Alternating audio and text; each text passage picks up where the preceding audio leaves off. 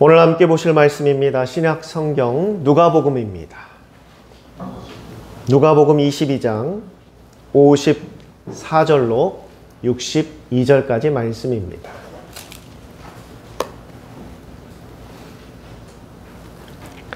누가복음 22장 54절로 62절 말씀, 저와 여러분이 나누어서 교독합니다. 제가 먼저 54절부터 읽겠습니다. 예수를 잡아 끌고 대제사장의 집으로 들어갈새 베드로가 멀찍이 따라가니라.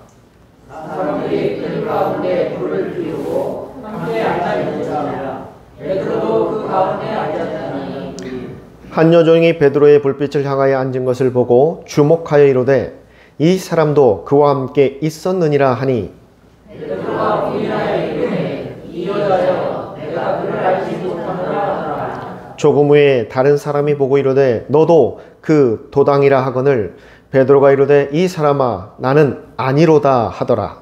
한 사람쯤 있다가 또 한 사람이 장담하여 이르되 이는 갈릴리 사람이니 참으로 그와 함께 있었느니라. 베드로가 이르되 이 사람아 나는 내가 하는 말을 알지 못하노라고 아직 말하고 있을 때에 닭이 곧 울더라. 주께서 돌이켜 베드로를 보시니 베드로가 주의 말씀을 듣고 눈을 다 돌리기 전에 내가 했던 말을 들으려 하시니 생각나서 밖에 나가서 심히 통곡하니라. 아멘.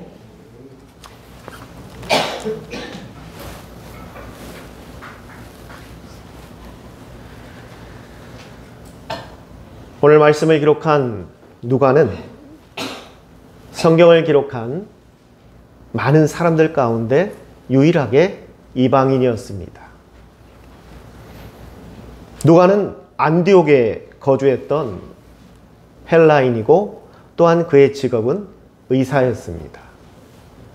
누가는 바울의 2차 전도 여행 가운데 드로아에서부터 바울과 함께 동행하게 됩니다.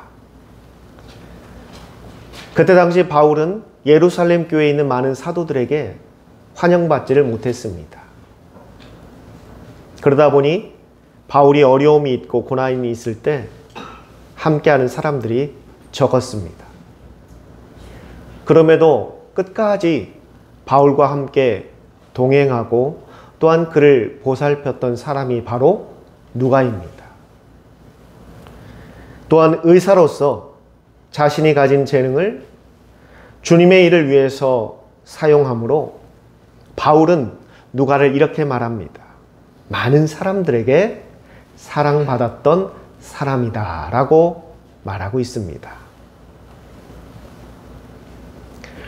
오늘 본문 말씀에 예수님께서 붙잡혀 가실 때 베드로는 멀찍이 따라가며 예수님께서 어떻게 되시는가를 보려고 했습니다. 그러나 주변 사람들이 그러한 베드로를 알아보기 시작합니다. 베드로는 누가복음 22장 34절 예수님께서 잡혀가시기 전에 베드로에게 했던 말을 기억합니다. 베드로야, 오늘 닭 울기 전에 내가 3번 나를 모른다고 부인하리라. 처음 그 말을 들었을 때 베드로는 강하게 부인했습니다. 예수님, 저는 절대 예수님을 떠나지 않습니다. 제가 어떻게 예수님을 모른다고 부인할 수 있겠습니까? 다른 사람은 그렇게 할지라도 예수님, 저는 절대 예수님을 버리지 않을 것입니다. 그러나 오늘 본문에서 나오는 것처럼 베드로는 무려 한 번도 아니고 3번이나 사람들 앞에 예수님을 모른다라고 부인합니다. 그리고 그것에 더해서 그곳을 피해 도망가게 됩니다. 자신의 처량하고 또한 한심하고 그러한 무기력한 모습을 보며 결국 베드로는 통곡을 하며 우는 것으로 오늘의 본문이 끝납니다.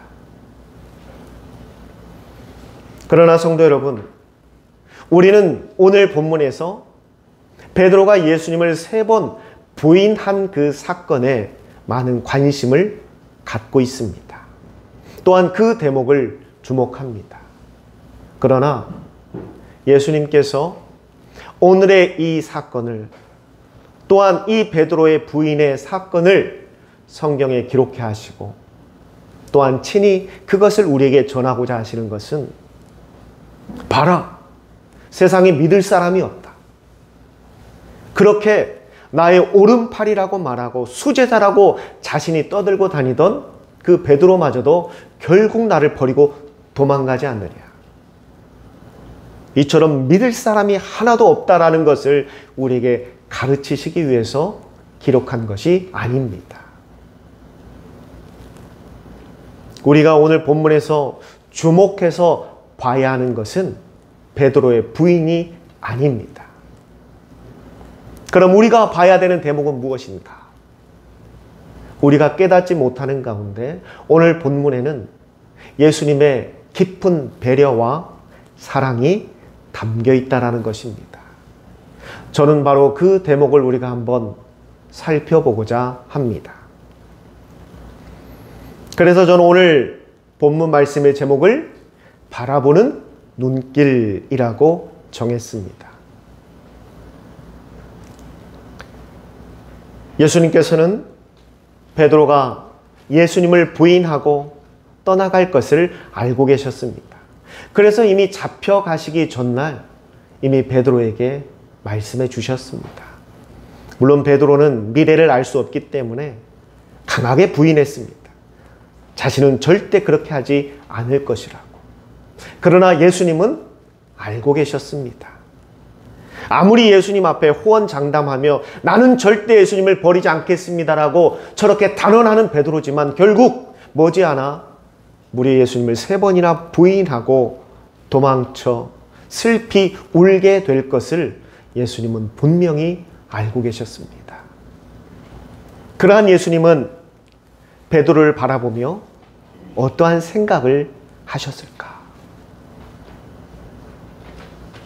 저렇게 예수님 앞에서는 호언장담하지만 그가 슬피 울고 있을 모습을 보며 누구보다도 예수님이 가슴이 아팠을 겁니다.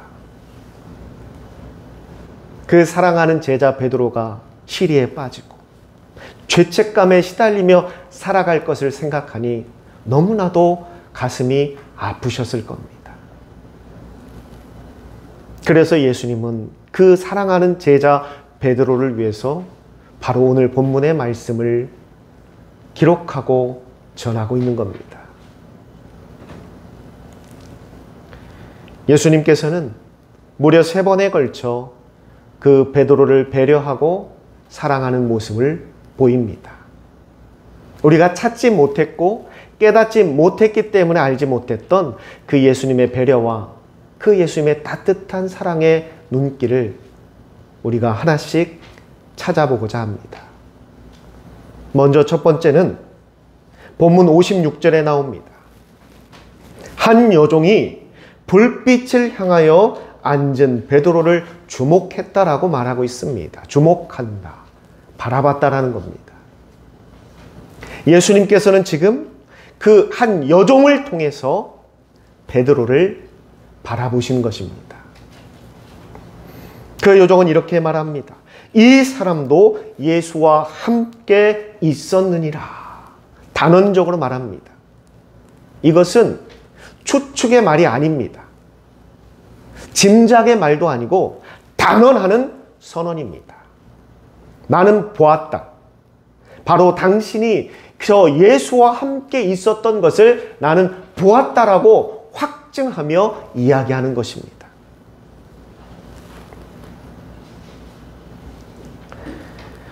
우리가 예수님과 함께 있는다는 것은 참 기쁜 일이고 또한 성도들에게 있어서 소망입니다. 그래서 우리는 늘 주님과 함께 하기를 간절히 원합니다.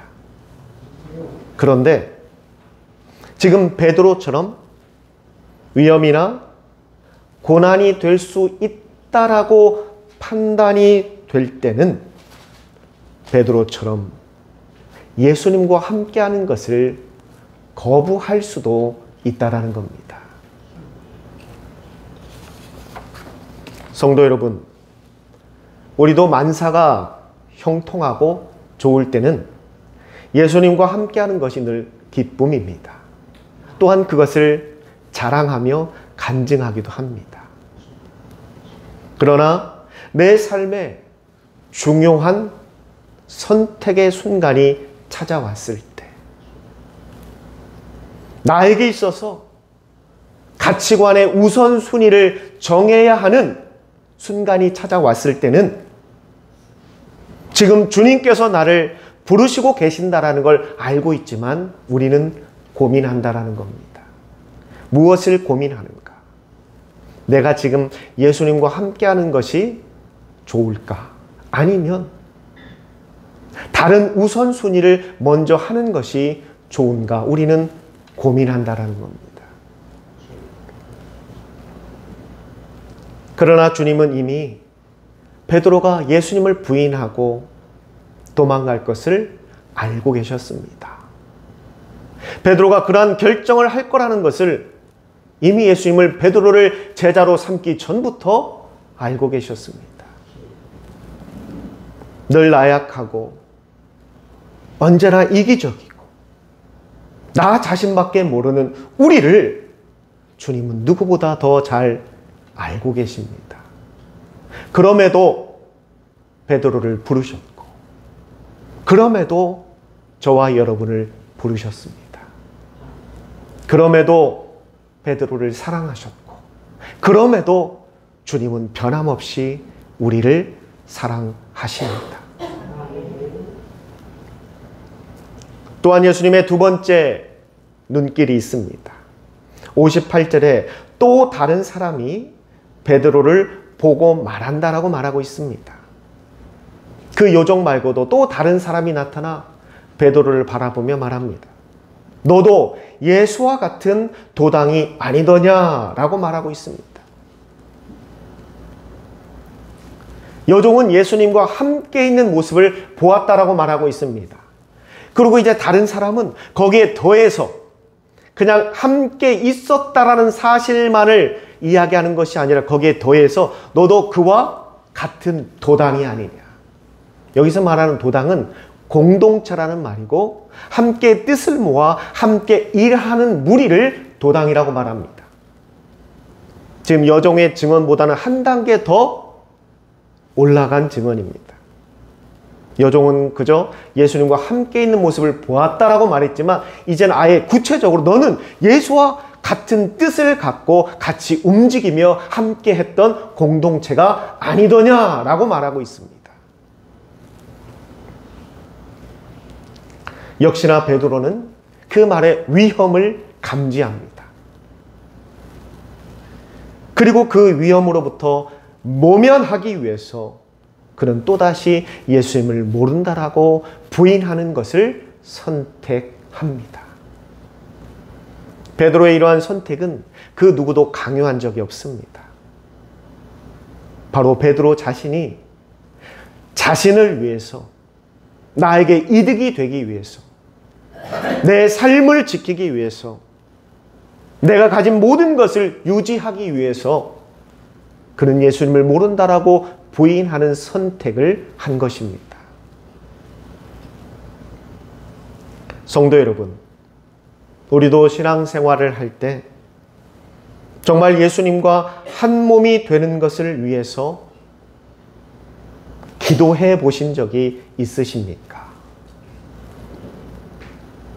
내 삶에 이루어질 축복과 하나님께서 부어주실 은혜를 사모하며 기도했던 날들은 수없이 많습니다.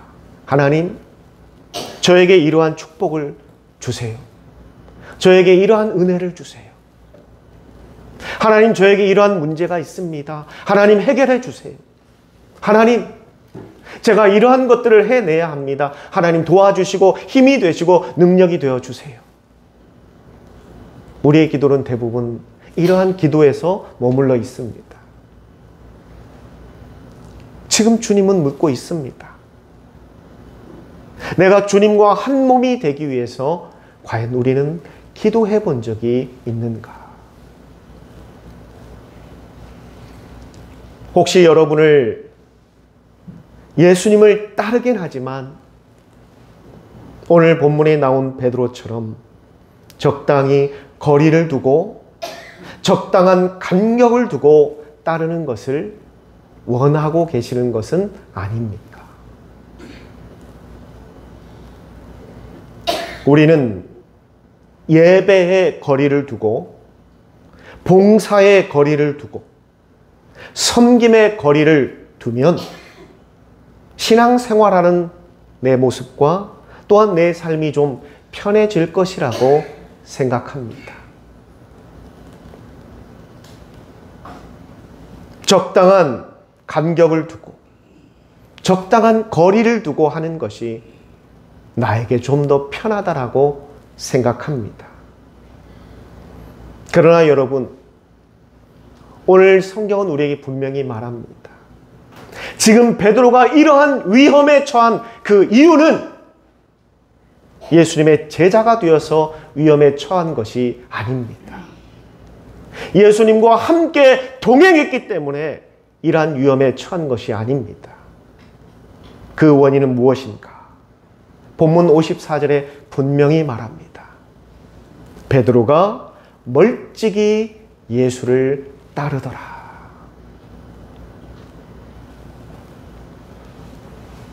우리가 예수님과 거리를 두면 그 사이에 분명히 마귀가 끼어들게 되어 있습니다. 예수님과 거리를 두면 둘수록 마귀는 더 즐거워합니다. 예수님과 거리를 두면 둘수록 마귀는 승산이 있다라고 여깁니다. 그래서 끊임없이 마귀는 우리에게 늘 적당히 하라고 말합니다. 예배 생활도 적당히 하라고, 기도도 적당히 하라고, 봉사도 적당히 하라고, 섬김도 적당히 하라고 늘 마귀는 우리에게 속삭입니다.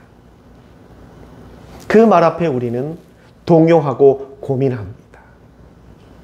그리고 왠지 그게 더 신앙생활하기 더 편할 것처럼 여겨집니다. 그래서 나도 모르게 예배 생활에, 기도 생활에, 봉사와 섬김 앞에 거리를 두기 시작합니다. 멀찍이 떨어져서 전혀 그 근처에 가려는 생각조차 하지 않고 거리를 두며 신앙생활을 하려고 합니다. 왜? 그것이 더 편해 보이기 때문에. 그러나 오늘 성경은 분명히 말합니다. 왜 베드로에게 이러한 고난이 찾아왔는지, 왜 그 인생에 한숨 지며 울어야 될 일이 발생하게 되었는지, 그 이유는 단 하나뿐입니다. 베드로가 멀찍이 예수님과 거리를 두고 따랐기 때문입니다.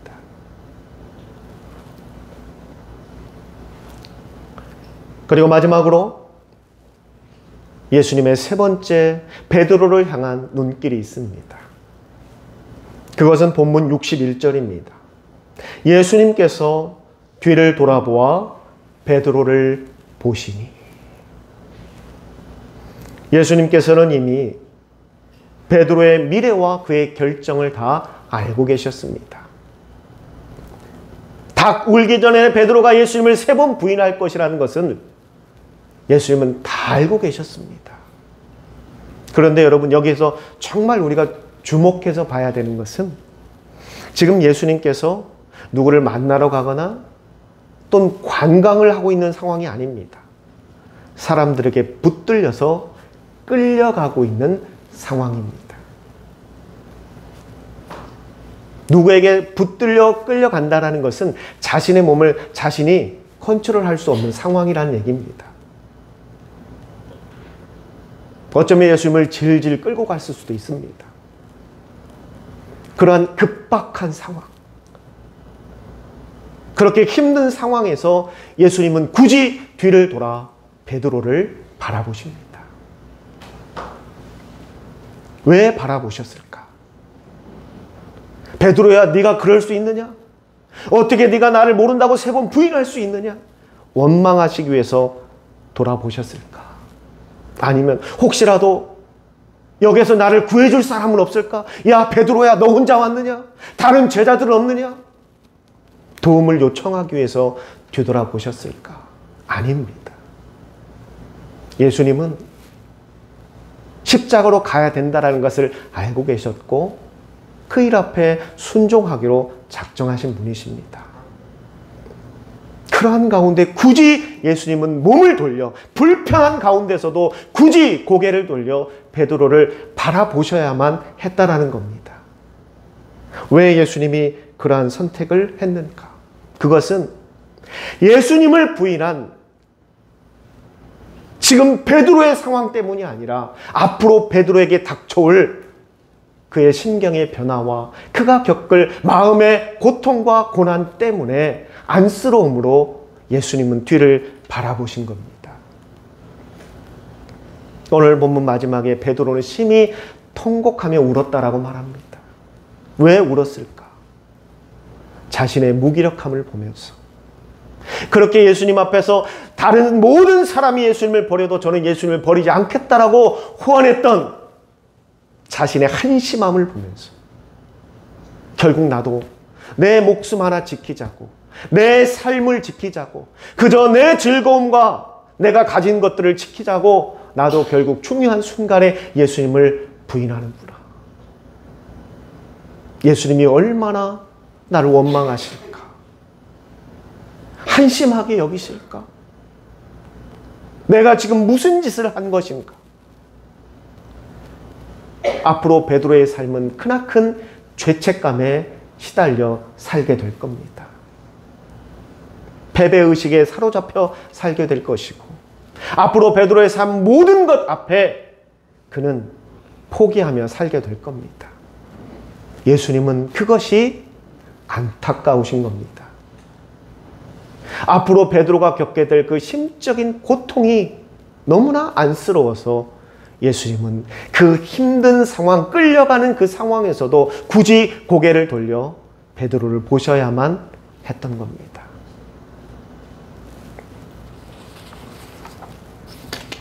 성경에는 기록되어 있지 않습니다. 지금부터는 이 양 목사가 개인적인 의견으로 한번 예수님께서 베드로를 바라보시면서 무슨 말씀을 하셨을까를 한번 추론해 봤습니다. 그냥 보지는 않았을 겁니다. 분명히 멀찍이 있었기 때문에 아무리 예수님이 이야기해도 들리지 않았을 겁니다. 그러나 그 눈을 마주치며 그 순간 예수님 분명히 베드로에게 하시고 싶은 말씀이 있었을 겁니다. 저는 아마도 그 말씀이 이러한 말씀이 아닐까 싶습니다. 요한의 아들 시몬아, 내가 이 사람들보다 나를 더 사랑하느냐? 요한의 아들 시몬아, 내가 나를 사랑하느냐? 요한의 아들 시몬아, 내가 나를 사랑하느냐? 너무 슬퍼하거나 낙심하지 마라. 내가 나를 사랑하는 줄 나는 다 알고 있다. 그래서 나는 너를 원망하지도 또한 미워하지도 않는단다. 그러니 죄책감에 사로잡혀 포기하지 말고 일어나 내 양을 먹이라. 내 양을 지키라. 그리고 내 양을 치라. 저는 우리 주님께서 그렇게 말씀하셨을 것이라고 확신합니다. 그래서 예수님이 부활하시고 베드로에게 찾아와 그 눈으로만 하셨던 말씀을 직접 그 입으로 전하셨습니다. 사랑하는 성도 여러분, 우리는 오늘 말씀을 통해서 꼭 알아야 할 사실이 있습니다. 그것은 주님을 따르되 절대 멀찍이 거리를 두고 따르지 말아야 한다는 것입니다. 주님과 거리를 두면 그 순간은 편할지 모릅니다. 그러나 우리의 삶은 더 고단해집니다. 어쩌면 우리가 당하는 많은 고난이 주님과 거리를 둠으로 인하여서 생긴 것은 아닌지 깊이 생각해야 할 것입니다. 그리고 혹시 지금 주님과 적당히 거리를 두고 신앙생활을 하고 있는 분이 있다면 오늘 말씀을 꼭 새겨 들으셔야 합니다. 이제 그러한 삶을 청산하십시오. 이제 그러한 삶을 버리십시오. 그리고 다시 주님 곁으로 나아오시기를 바랍니다. 그래야 베드로처럼 밖에 나아가 슬피 통곡할 일이 생기지 않습니다. 우리가 해야 할 것은 회개이지 죄책감과 죄의식을 갖고 살아가는 것은 결코 아닙니다. 그건 주님께서도 원하시지 않습니다. 사랑하는 성도 여러분, 우리 모두 올 한 해 주님 곁에 가장 가까이 붙어서 신앙생활하는 저와 여러분이 됩시다. 그래서 그 사이에 그 어떠한 마귀도 끼어들지 못하도록 주님과 가장 가까운 신앙의 삶을 살아가는 저와 여러분이 됩시다.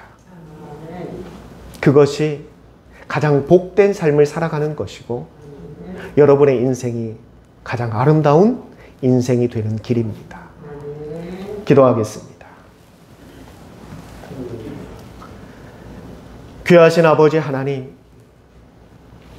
저희는 늘 주님과 함께 동행하며 주님과 함께 호흡하며 주님께서 걸어가신 길을 따라가겠다라고 입술을 열어 찬양하며 외치며 기도해왔습니다. 그런데 정말 그래야 할 때, 정말 그 결단이 필요할 때는 또 고민합니다. 그러면서 나도 모르게 베드로처럼 멀찍이 거리를 두고 주님을 따라가고 있습니다. 주님, 이러한 삶을 언제까지 반복하며 살아야겠습니까?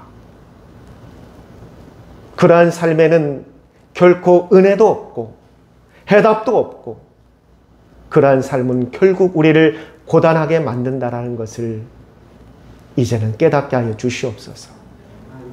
우리는 주님과 함께 가야, 주님 곁에 붙어 있어야 살 수 있는 사람임을 깨닫게 하여 주시옵소서. 주님의 은혜가 있어야, 주님의 인도하심이 있어야, 주님의 돌보심이 있어야 호흡하며 살아갈 수 있다는 것을 이제는 깨닫게 하여 주시옵소서. 지금 이 순간 아직도 주님과 거리를 두며 예배 생활을 하고 봉사와 섬김과 또한 신앙의 삶을 살아가는 성도들이 있다면 이제는 그 삶을 청산하게 하시고 주님 곁으로 나아오게 하여 주시옵소서. 주님 곁으로 나아오게 하여 주시옵소서. 주님의 그 크신 사랑 앞에 나와 하나님께서 우리에게 부어주실 그 큰 은혜를 깨닫게 하여 주시옵소서. 우리 귀한 믿음의 선배들은 고백합니다. 주님 곁에 살아가는 삶이 얼마나 큰 은혜인지, 그 사랑을 다 기록할 수 없을 정도로 많은 사랑을 받고 있다라고 고백하고 있습니다. 이제 그 고백이 저희들의 고백이 되게 하여 주시옵소서. 이 모든 것 살아계신 예수님의 이름으로 감사하며 기도드리옵니다. 아멘.